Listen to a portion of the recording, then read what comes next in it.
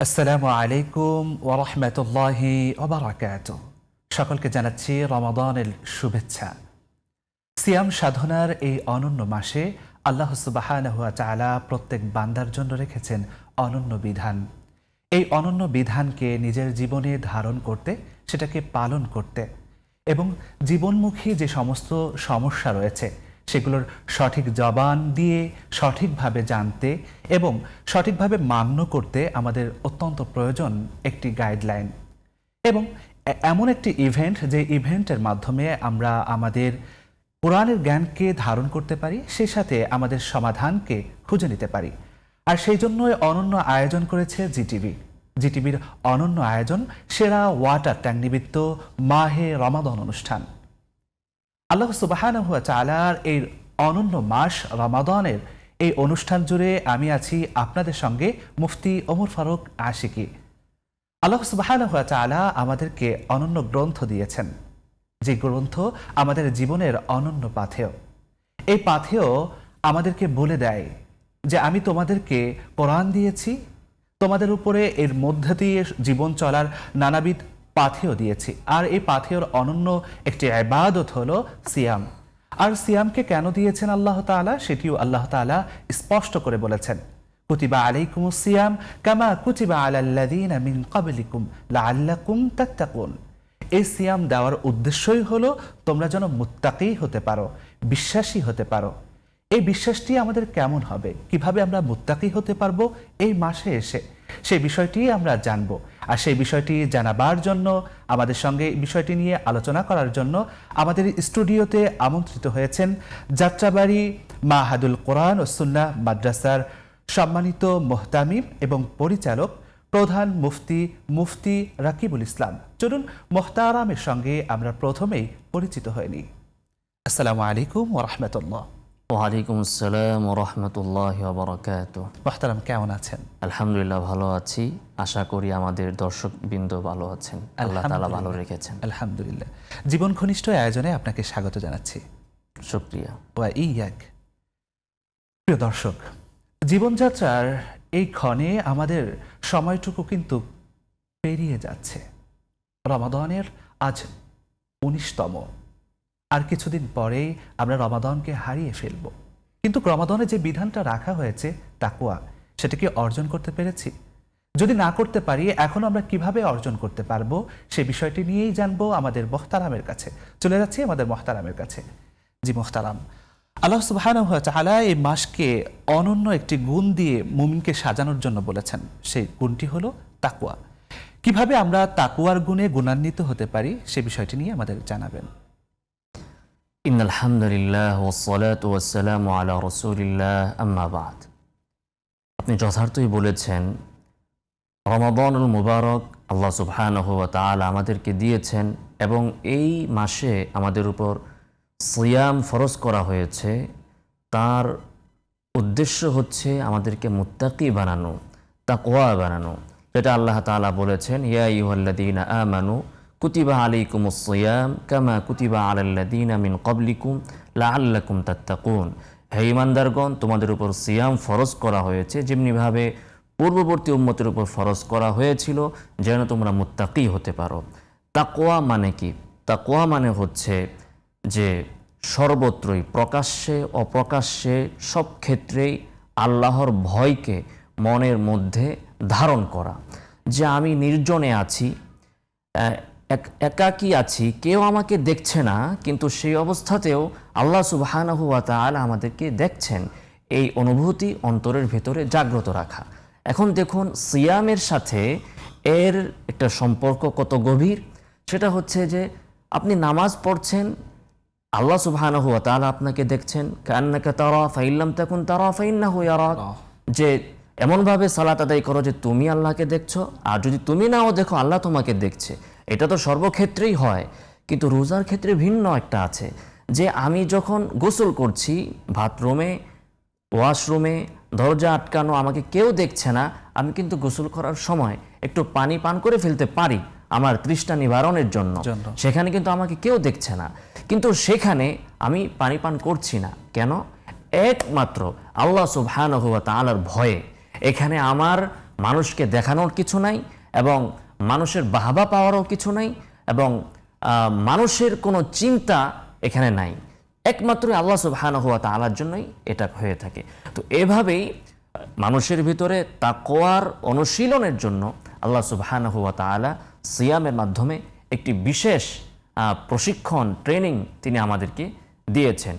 এই প্রশিক্ষণটা ধারণ করে অর্জন করে গোটা জীবন বাকি 11টা মাসও যেন আমি তাকওয়ার সাথে চলতে পারি, তাকওয়ার গুণে যেন আমি গুণান্বিত হতে পারি।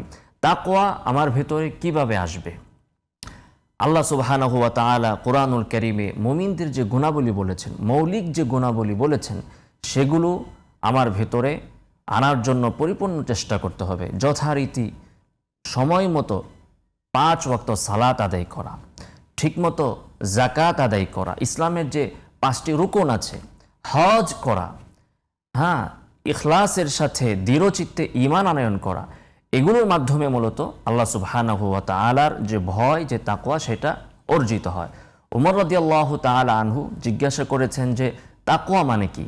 তখন বলা হয়েছে যে তাকওয়া হচ্ছে যেমন আপনি একটি পথ দিয়ে যাচ্ছেন, চারপাশেই শুধু কাঁটা আর কাঁটা, সেখানে যদি আপনি যান তাহলে কতটা সতর্কতার সাথে যাবেন, প্রত্যেকটা পদক্ষেপ আপনি কিভাবে গ্রহণ করবেন, খুবই কাপড় চোপড় গুটিয়ে, যেন আমার কাপড়ে কোনো কাঁটা না লেগে যায়, যেন আমার শরীর কোথাও আঁচড় না খায়, এভাবে নিজেকে পুরাটা ফ্রেশ রাখার জন্য আমি যেভাবে সতর্কতার সাথে চলবো, ঠিক তেমনিভাবে আমাকে এভাবে চলতে হবে আল্লাহ সুবহানাহু ওয়া তাআলার ভয়কে মনে ধারণ করে, যেন আমি কখনো আল্লাহ অসন্তুষ্ট হন এমন কোনো কাজ যেন আমি না করে ফেলি, এমন কোনো কথা যেন আমার মুখ দিয়ে না বের হয়ে যায়। সর্বদা এই চিন্তা চেতনা আমাকে লালন করতে হবে। আর এটাই হলো তাকওয়া, এটাই হচ্ছে তাকওয়া। জি, চমৎকার করে বলছিলেন। আমাদের সঙ্গে একজন দর্শক আছেন ফোন কল নিচ্ছি। হ্যালো দর্শক, প্রশ্ন করুন। আসসালামু আলাইকুম। ওয়ালাইকুম আসসালাম ওয়া রাহমাতুল্লাহ। প্রশ্ন আমি রাজশাহী বাঘা থেকে বলছি স্যার। আপনার টেলিভিশনের ভলিউম কমিয়ে আমাদেরকে প্রশ্ন করুন। স্যার, জি বলুন, প্রশ্ন কেউ করুন। যদি তারাবির নামাজ, ফরজ নামাজ মসজিদে পড়ার পরে তারাবির নামাজ বাড়িতে পড়ে, তাহলে তার সওয়াব কি কম হবে? ঠিক আছে, আমাদের সঙ্গে থাকুন। আমাদের মোহতারাম আপনার প্রশ্নের সঠিক বিষয়টি জানাবেন ইনশাআল্লাহ। জি মোহতারাম, একজন ভাই প্রশ্ন করেছেন আমাদেরকে যে তারাবির নামাজটা বাসায় পড়ছে, কিন্তু ফরজ যে সালাদটা রয়েছে, নামাজটা রয়েছে, তিনি সেটি মসজিদের জামাতের সঙ্গে আদায় করছেন। এখন তার জন্য সাওয়াবের ব্যাপারটা এবং এই ব্যাপারে ইসলামের শরিয়া কি বলছে, এটা আমাদেরকে জানাবেন ইনশাআল্লাহ। আচ্ছা, দেখুন, রাসূলুল্লাহ সাল্লাল্লাহু আলাইহি ওয়াসাল্লাম তার জীবদ্দশায় অল্প কিছুদিন তারাবির সালাত জামাতের সাথে সাহাবাদেরকে নিয়ে আদায় করার পর তিনি সেটা আর কন্টিনিউ করেননি, এই আশঙ্কায় যে এভাবে জামাতের সাথে তারাবির সালাত আদায় করা হলে আল্লাহর পক্ষ থেকে সেটা ফরজ করে দেওয়া হতে পারে, যেটা উম্মতের জন্য কষ্ট হয়ে যাবে। সেজন্য তিনি আর জামাত করেননি। পরবর্তীতে ওমর রাদিয়াল্লাহু তাআলা আনহুর যুগে তিনি এক ইমামের পেছনে সবাইকে এনে দিলেন এবং সেই রেওয়াজটা তিনি চালু করে দিলেন, যেটা আল্লাহ রাসূল সাল্লাল্লাহু আলাইহি ওয়াসাল্লাম চেয়েছেন কিন্তু একটা আশঙ্কায় করেননি। এখন তারাবির সালাত কি জামাতে পড়লে সওয়াব কম হবে কিনা, এই বিষয়টা নিয়ে ইমামদের ভিতরে ইখতিলাফ আছে। কোনো ইমাম তারা এ বিষয়ে দ্বিমত পোষণ করেছেন। তবে এক্ষেত্রে সাধারণ মানুষের জন্য, জি, আমরা রাজে কলটা যদি আমরা একটু জানতে চাই। বলছি সেটাই, সাধারণ মানুষের জন্য এক্ষেত্রে কর্তব্য হচ্ছে তারাবির সালাত জামাতেই আদায় করা। তবে যারা হাফেজ, তিনি যদি ভাবেন যে আমার তো এই মসজিদে আমি তারাবি পড়াতে পারছি না, এখন আমার নিজের কোরআনকে ইয়াদ রাখার জন্য আমি বাড়িতে যে একাই কি আমি খতম করব, তার জন্য সেটাই উত্তম হবে। কারণ তিনি যদি চান যে তিনি তেলাওয়াতকে চর্চা রাখার জন্য আলাদা করে নামাজ পড়ে খতম তিনি করবেন, কোরআনের ইয়াদকে তিনি মজবুত রাখবেন, তাহলে এটাই তার জন্য উত্তম হবে। কিন্তু সাধারণ মানুষ, তার ক্ষেত্রে উনি হতে পারে বাড়িতে যে তারাবি নাও পড়তে পারেন কোনো পরিবেশের কারণে, সেজন্য তার জন্য কর্তব্য হচ্ছে যে মসজিদের জামাতেই আদায় করা, তারাবি আদায় করা। জি মোহতারাম, চমৎকারভাবে বলছিলেন। আমাদের সঙ্গে আরেকজন দর্শক আছেন ফোন কলে, আমরা ফোন কল নিচ্ছি। হ্যালো দর্শক, প্রশ্ন করুন। জি হুজুর, আসসালামু আলাইকুম হুজুর। ওয়ালাইকুম আসসালাম ওয়া রাহমাতুল্লাহ। সংক্ষেপে প্রশ্ন করুন। জি হুজুর, মাসুম কুমিল্লা ধর্মপুর থেকে। জি মাসুম ভাই, আপনি সংক্ষেপে প্রশ্ন করুন। প্রশ্নটি হলো তারাবি নামাজে কেন কোরআন খতম করা হয়? আর দ্বিতীয় প্রশ্নটি পবিত্র কোরআন থেকে সূরা নিসা আয়াত 56 অধ্যায় 4, সূরা নিসা আয়াত 56। যারা আমার আয়াতকে অস্বীকার যাবে তাদেরকে দুজকের আগুনে শরীর পুড়িয়ে পুনরায় নতুন চামড়া লাগাতে থাকবো। আমার প্রশ্ন, নতুন চামড়া পুরো আগুনের শরীরে দুজকের আগুনে পুড়ে নতুন চামড়া লাগাতেই থাকবো, এর মানে কি? পবিত্র কোরআন কি বলতেছে? সূরা নিসা আয়াত 56। আসসালামু আলাইকুম। ওয়ালাইকুম আসসালাম। শুক্রিয়া আপনাকে, আমাদের সঙ্গেই থাকুন, আমাদের মোহতারাম আপনার প্রশ্নের সঠিক উত্তর জানাবেন। প্রিয় দর্শক, বিরতির পর আপনাদেরকে আবারও স্বাগত জানাচ্ছি। আপনারা দেখছেন সেরা ওয়াটার ট্যাঙ্ক নিবেদিত মাহে রমাদান অনুষ্ঠানে। আমরা জানছি কিভাবে আমাদের জীবনকে ভরসাপূর্ণ রবের প্রতি হবে, আমাদের রবের প্রতি কিভাবে আমরা ভরসা রাখবো সেই বিষয়টি সম্পর্কে, এবং আপনারা করছেন স্ক্রিনে প্রদর্শিত নাম্বারে ফোন কল এবং জানছেন আপনাদের সমস্যার সমাধান। এজন্য আপনারাও আমাদের সঙ্গে যুক্ত হতে চাইলে স্ক্রিনে প্রদর্শিত নাম্বারে ফোন কলে যুক্ত হতে পারেন, জানাতে পারেন আপনাদের সমস্যাগুলি। চলে যাচ্ছে আমাদের মোহতারামের কাছে উক্ত বিষয়টি জানবার জন্য। জি মোহতারাম, বিরতির পূর্বে এক ভাই আমাদেরকে প্রশ্ন জানিয়েছিলেন যে আল্লাহ সুবহানাহু ওয়া তাআলার অনন্য কিছু বিধান রয়েছে, তার মধ্য থেকে রমাদানের গুরুত্বপূর্ণ একটি বিধান হলো তারাবির নামাজ। এই তারাবির নামাজে আমরা দেখা যায় বিভিন্ন মসজিদে কোরআনুল কারীমের খতম করে থাকি। কেন আমরা কোরআনুল কারীমের খতম করে থাকি তারাবির সালাতে, এই বিষয়টি সম্পর্কে আমাদেরকে সংক্ষেপে জানাবেন। আসলে কোরআন কারীমের খতম তো শুধু রমাদানে তারাবিতে করব এমন নয়, বরং সালাফগণ বা আল্লাহর প্রকৃত বান্দাগণ তারা তো সারা বছরই তাহাজ্জুদের নামাজে, কিয়ামুল লাইলে এবং অন্য সময়েও কোরআন খতম করে থাকেন। তো অন্তত পক্ষে সারা বছর আমরা না পারি, বছরে একবার তারাবির নামাজে কোরআনের খতম করি এবং শ্রবণ করি। যারা আমরা পড়তে ভালো পারি না তাদের জন্য আল্লাহ তাআলা সুযোগ করে দিয়েছেন যে অন্তত শুনে শুনে এক খতম হয়ে গেল। তো কোরআনের তেলাওয়াতের মাধ্যমে যে রহমত, যে বারাকা আমরা পেতে পারি, এটা অন্তত বছরে একবার হলেও আমরা সেটা আদায় করে সেটা অর্জন করতে পারছি। এটা সাহাবায়ে কেরাম থেকে, সালাফ থেকে চলে আসছে। রমাদানুল মুবারকে কোরআন কারীমের খতম করা অত্যন্ত দারুণভাবে বলেছেন, আশা করছি আমাদের দর্শক বুঝেছেন। আরেকটি প্রশ্ন করেছেন, সেটি হচ্ছে যে সূরা নিসার 56 নম্বর আয়াত, যেখানে আল্লাহ তাআলা বলেছেন যে যারা আমার বিধানকে অস্বীকার করবে, আল্লাহকে অস্বীকার করবে, তাদের জন্য আমার জাহান্নাম, আর এই আগুনে পুড়ে তাদের চামড়া ঝলসে যাবে। আবার কিছুক্ষণ পর আল্লাহ তাআলা তাদের চামড়াকে আবার নতুন করে দেবেন। এই বিষয়টি আল্লাহ তাআলা কি জানিয়েছেন এখানে, এটি সম্পর্কে আমাদেরকে একটু আল্লাহ তাআলা সূরাতুন নিসার 56 নং আয়াতে বলছেন, ইন্নাল্লাযীনা কাফারু বিআয়াতিনা সাউফা নুসলিহিম নারা। যারা আমার আয়াত নিদর্শনাবলীকে অস্বীকার করবে আমি তাদেরকে জাহান্নামে প্রবেশ করাবো। কুল্লামা নাদিজাত জুলুদুহুম বাদদালনাহুম জুলুদান গায়রাহা লিয়াযুকুল আযাব। যখন তাদের চর্ম দগ্ধ হবে তখন নতুন চর্ম তাদের ভেতরে সৃষ্টি করে দেওয়া হবে, পরিবর্তন করে দেওয়া হবে। কেন? কোরআনের ভিতরেই আছে এখানেই, লিয়াযুকুল আযাব, যেন তারা আযাবকে গ্রহণ, মানে আযাব শাস্তি পেতে পারে। এখানে আল্লাহ তাআলা তিরস্কার করে বলছেন যেন তারা আযাব এর স্বাদ আস্বাদন করতে পারে, শাস্তির স্বাদ যেন আস্বাদন করতে পারে। তো একজন মানুষের চামড়া যদি ঝলসে যায় তখন তো আর চামড়ায় শাস্তি দেওয়ার সুযোগ থাকে না। সেজন্য আবার তার ভিতরে চামড়া সৃষ্টি করে দেওয়া হবে, আবার শাস্তি দেওয়া হবে, এভাবে চলতেই থাকবে যেন শাস্তিটা প্রচণ্ড হয় এবং সব সময় যেন চলতে পারে। সেজন্য চামড়া নষ্ট হয়ে গেলেও আবার চামড়া সৃষ্টি হবে। এজন্যই জাহান্নামে কোনো মৃত্যু নাই। মৃত্যু হলে তো শেষ, কিন্তু ওই মৃত্যু পর্যায়ে যাবে, আবার জীবন আসবে, আবার চামড়া আসবে, আবার নতুন করে শাস্তি শুরু হবে। এজন্য আল্লাহ তাআলা এখানে আমাদেরকে সতর্ক করেছেন, আমাদের সতর্ক থাকতে হবে ওই জাহান্নামে যেন আমাদের যেতে না হয়। আর সেই জন্যই হচ্ছে এই রমাদানুল মুবারক, এই রমাদানের সিয়াম পালন করে, তাকওয়া অর্জন করে আমাদেরকে জাহান্নাম থেকে বাঁচার বন্দোবস্ত করতে হবে আল্লাহর রহমতে। আশা করছি আমাদের দর্শক তার সঠিক জবাব পেয়েছেন।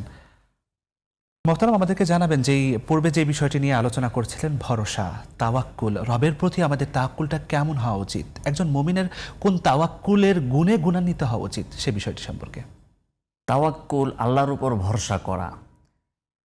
ওয়া আলাল্লাহি ফালইয়াতাওয়াক্কালিল মুতাওয়াক্কিলুন, আল্লাহর উপরেই যেন ভরসা করে এবং আল্লাহ তাআলা বলছেন ওয়াতাওয়াক্কাল আলাল হাই আল্লাযী লা ইয়ামুত, তাওয়াক্কুল করো ওই সত্তার উপর যিনি চিরঞ্জীব, কখনো মৃত্যুবরণ করেন না।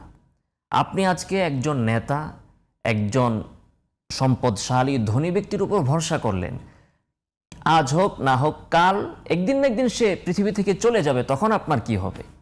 কিন্তু মুমিনের ভরসা কার উপর? এমন সত্তার উপর যিনি চিরঞ্জীব, যিনি কখনো মৃত্যুবরণ করবেন না।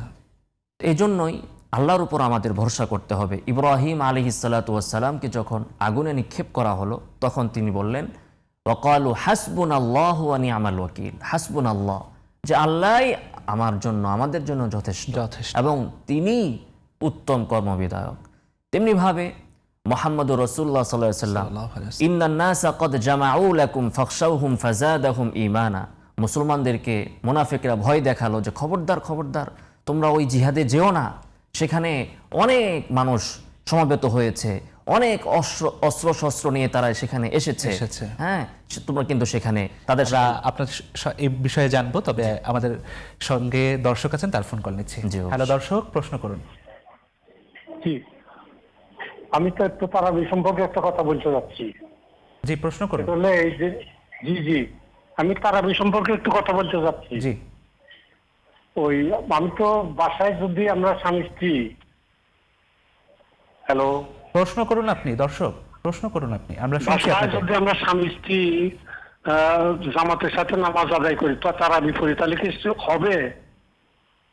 জি, ঠিক আছে, আমাদের সঙ্গেই থাকুন। আমাদের সম্মানিত মোহতারাম সঠিক বিষয় জানাবেন আপনাদেরকে। জি, ধন্যবাদ আপনাকে। জি মোহতারাম, এক ভাই আমাদেরকে প্রশ্ন করেছেন যে বাসায় স্বামী স্ত্রী মিলে যদি তারাবির নামাজ আদায় করেন, তাহলে নামাজ হবে কিনা?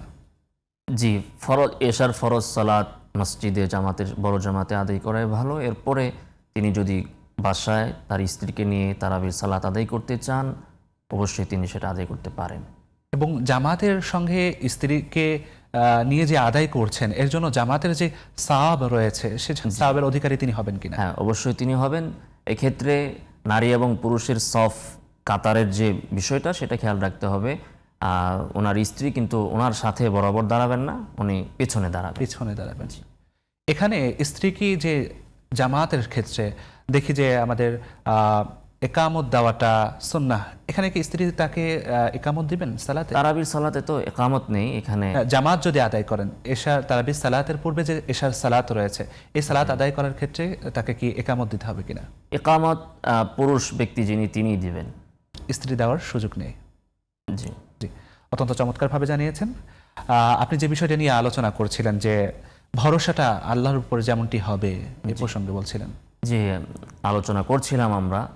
তো যখন মুনাফিকরা বলল যে ইন্নান নাসা ক্বাদ জামাউ লাকুম, যে লোকজন কিন্তু তোমাদের বিরুদ্ধে, মক্কার কাফেররা জমা হয়েছে, সমাবেত হয়েছে, ফাখশাউহুম, তোমরা ভয় করো। মুনাফিকরা নবী এবং তার সাহাবীদেরকে সাল্লাল্লাহু আলাইহি ওয়াসাল্লাম ভয় দেখালো যে ফাখশাউহুম, ভয় করো, যেও না তাদের সাথে লড়াই করতে। কিন্তু যতই মুনাফিকরা কাফেরদের ভয় দেখিয়েছে, ফাজাদাহুম ঈমানা, তত মুমিনদের ঈমান আরো বৃদ্ধি পেয়েছে। এবং নবীর সাহাবীগণ বলেছেন ওয়াকালু হাসবুনাল্লাহ ওয়া নি'মাল ওয়াকিল, আল্লাহই আমাদের জন্য যথেষ্ট এবং তিনিই উত্তম কর্মবিধায়ক। তো আজও মুমিনদেরকে সেই তাওয়াক্কুলের জায়গায় পৌঁছতে হবে। আজকে আমরা সবাইকে ভয় করি শুধুমাত্র আল্লাহকে ছাড়া, অথচ উচিত ছিল ওয়ালাম ইয়াখশা আহাদান ইল্লাল্লাহ, কাউকে ভয় করব না আল্লাহকে ছাড়া। আর আমাদের অবস্থা হয়েছে, আমাদের মুসলিম রাষ্ট্রপ্রধানগণ একটা ইসলামী রাষ্ট্রের উপর যখন কোনো আঘাত আসে, তখন অন্যান্য ইসলামী রাষ্ট্রগুলো চুপ থাকে। কেন? যে আমেরিকাকে ভয় করে, মুশরিককে ভয় করে। জি, এই প্রসঙ্গে আরো জানবো, নিচ্ছে একটি ফোন কল। জি দর্শক, প্রশ্ন করুন। হ্যালো দর্শক, প্রশ্ন করুন। হ্যালো, আপনার টেলিভিশনের ভলিউম কমিয়ে আমাদের সঙ্গে যুক্ত হন, প্রশ্ন করুন।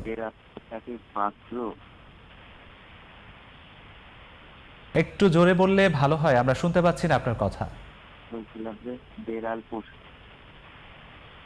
দুঃখিত, আমরা আপনার ফোন কল নিতে পারছি না। চলে যাচ্ছে আমাদের মোহতারামের কাছে। জি মোহতারাম, যেমনটি বলছিলেন। তো মুমিনের ভরসা থাকবে, সেটা যুদ্ধের ময়দানে হোক, সেটা রিজিকের ব্যাপারে হোক, সেটা যে কোনো ক্ষেত্রে হোক না কেন, একমাত্র নির্ভরতা, ভরসা, তাওয়াক্কুল থাকবে আল্লাহ সুবহানাহু ওয়া তাআলার উপর। আজকে আমরা বিভিন্ন সুযোগ সুবিধার জন্য বিভিন্ন বিষয়ে আমরা দ্বারস্থ হই কাফেরদের, মুশরিকদের, আমরা তাদের থেকে সুবিধা চাই, আমরা তাদের দিকে তাকিয়ে থাকি। এভাবে কখনো মুমিনদের উন্নতি সাধিত হবে না। মুমিনের ভরসা, নির্ভরতা থাকবে কেবল আল্লাহ সুবহানাহু ওয়া তাআলার উপর। যে কাজে আল্লাহ খুশি হন আমাকে সেটাই করতে হবে, যে কাজে তিনি নারাজ হন পৃথিবীর কোনো মানুষকে, কোনো ক্ষমতাধরকে খুশি করার জন্য সেই কাজে আমাকে লিপ্ত হওয়ার জি, কোনো সুযোগ। সুন্দর করে জানাচ্ছিলেন। আমরা আমাদের আরেকজন দর্শকের ফোন কল নিচ্ছি। জি দর্শক, আপনি প্রশ্ন করুন। আসসালামু আলাইকুম। ওয়ালাইকুম আসসালাম ওয়া রাহমাতুল্লাহ, প্রশ্ন করুন। হুজুর, আমার একটি প্রশ্ন জাকাত সম্বন্ধে। যাকাত, জি বলুন। যে আমার কিছু ক্যাশ টাকা আছে আর স্বর্ণ আছে, স্বর্ণ রেখে জাকাত দিতে হবে 4.5 ভরি মতন, না শুধু ক্যাশ টাকাটা দিলেই চলবে? জি, আমাদের সঙ্গে থাকুন। আমাদের মোহতারাম আমাদের প্রশ্নের সঠিক জবাব দিবেন। আরেকজন দর্শক আছেন আমাদের সঙ্গে। জি দর্শক, প্রশ্ন জানান। দর্শক প্রশ্ন করুন। হুজুর, জি, আসসালামু আলাইকুম। ওয়ালাইকুম আসসালাম। বোন, প্রশ্ন জানান। আমি হলো তো আমার কিডনির সমস্যা, 11 পয়েন্ট কিডনি, 2টা কিডনি। আমি তো কি রোজ রাখতে পারতেছি না হুজুর, এখন এই রোজাগুলো কি খারাপ দিব? আমার তো ওষুধ কিনতে অনেক কষ্ট হচ্ছে, এখন আমি কি দেওয়াই লাগবে? আচ্ছা ঠিক আছে, আমাদের সঙ্গে থাকুন। আমাদের সবাই তোর মোহতারাম এই বিষয়টি সঠিক সমাধান জানাবেন ইনশাআল্লাহ। জি মোহতারাম, আমরা দুইটি প্রশ্ন উত্তর জানবো, দুইটি প্রশ্নের খুবই সংক্ষেপে।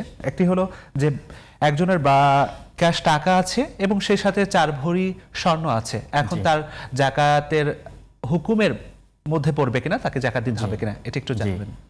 তিনি প্রশ্ন করেছেন যে স্বর্ণের উপর জাকাত আসবে কিনা। হ্যাঁ, অবশ্যই জাকাত আসবে।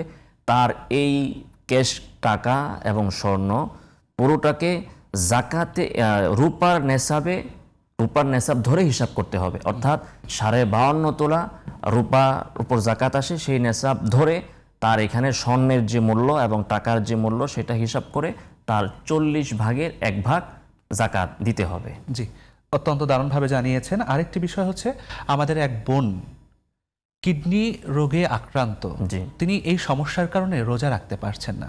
জি, সেক্ষেত্রে তার জন্য করণীয় কি, ইসলাম কি বলছে এই ব্যাপারে সংক্ষেপে আপনি আমাদেরকে বিষয়টি জানাবেন। ইসলাম লাইসা আলাল মারিয়দি হারাজ, যদি তিনি অসুস্থ হন এবং বিজ্ঞ মুসলিম চিকিৎসক যদি বলেন যে এই রোজা পালন করলে তার স্বাস্থ্যের মারাত্মক ক্ষতি হবে, জীবন নাশের আশঙ্কা রয়েছে অথবা স্বাস্থ্যের মারাত্মক ঝুঁকি রয়েছে, তাহলে অবশ্যই তিনি এই রমাদানে রোজাকে না রেখে ভাঙতে পারেন এবং পরবর্তীতে আল্লাহ সুবহানাহু ওয়া তাআলা যদি তাকে তৌফিক দান করেন তাহলে তিনি এই রোজাটি কাজা করে নেবেন। কাজা যদি না করা যায় তাহলে ফিদিয়া দিতে হবে। আচ্ছা, অত্যন্ত দারুণভাবে আমাদেরকে জানিয়েছেন এবং সুন্দর একটি বিষয় নিয়ে আলোচনা করেছেন। এজন্য আজকের এপিসোডে আপনাকে এই আন্তরিক অভিনন্দন জানাচ্ছি। জাযাকুমুল্লাহ। ওয়া ইয়াক। প্রিয় দর্শক, এতক্ষণ আমাদের সঙ্গে ছিলেন, দেখছিলেন আপনাদের প্রিয় চ্যানেল জিটিভির পর্দায় সেরা অনুষ্ঠান, সেরা ওয়াটার ট্যাঙ্ক নিমিত্ত মাহে রমাদান। এই অনুষ্ঠানের একেবারে শেষ লগ্নে আমরা পৌঁছেছি, তবে বিদায় লগ্নে বলতে চাই আজ কিন্তু 19তম রমাদান। শেষ হচ্ছে আমাদের জীবন থেকে রমাদানের অনন্য দিনগুলো। তাই রমাদান থাকতে আমরা আমাদের সময়গুলো আল্লাহর ইবাদতে কাটাই। আল্লাহ তাআলা আমাদের প্রত্যেককে ইবাদত মুখর জীবন পালন করার, ধারণ করার তৌফিক দান করুন। হাদা মা ইনদি ওয়াল ইলমু ইনদাল্লাহ। আসসালামু আলাইকুম ওয়া রাহমাতুল্লাহ।